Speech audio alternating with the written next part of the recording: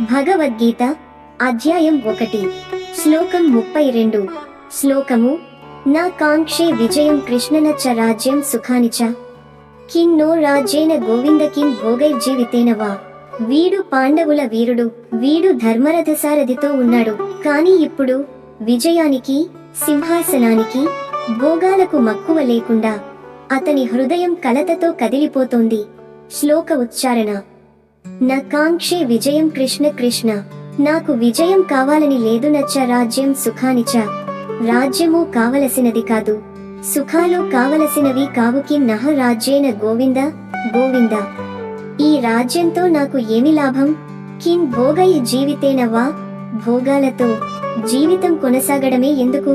అర్థం కృష్ణ, నాకు ఇప్పుడు విజయం మీద ఆశ లేదు, రాజ్యం కావాలని లేదు, సుఖాల మీద ఎటువంటి ఆసక్తి లేదు. ఈ రాజ్యాన్ని పొందడంలో ప్రయోజనం ఏమిటి?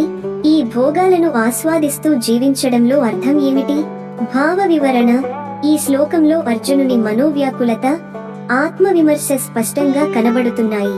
అతడు అర్థిస్తున్నాడు, గెలుపు అనేది బంధువులను చంపి వస్తే అది ఓటమికే సమానం. భోగాలెంత ఉన్నా మనసు శూన్యంగా ఉంటే ఎలాంటి ఆనందం లేదు. రాజ్యాన్ని పాలించే కన్నా ధర్మాన్ని నిలబెట్టడం ముఖ్యం. తాత్విక సందేశం మన జీవితంలో లక్ష్యం ఎంత శక్తివంతమైనదైనా ఆ లక్ష్యం ద్వారా మానవత్వం నశించితే అది వంచన, మనసుకే కాక సమాజానికి. అర్జునుడి వాక్యాలు మనకు మేలే చెబుతున్నాయి. విజయం కన్నా ధర్మం గొప్పది, భోగం కన్నా భవనము అవసరం. బలహీనతను అంగీకరించడం కూడా ఓ ధైర్యం. ప్రేక్షకుల కోసం, మీరు సాధించిన విజయాల వెనుక ధర్మముందా? మన ఆశయాల కోసం మన బంధాలను త్యజించాం కాబోలు, నిజంగా వాటి విలువ ఎంత? మెసేజ్ ఈ శ్లోకంలో అర్జునుని లోతైన ఆత్మవిమర్శ మనల్ని ఆలోచనలో పడేస్తుంది. భగవద్గీత మన మనసుకు అద్దం వేసే గ్రంథం.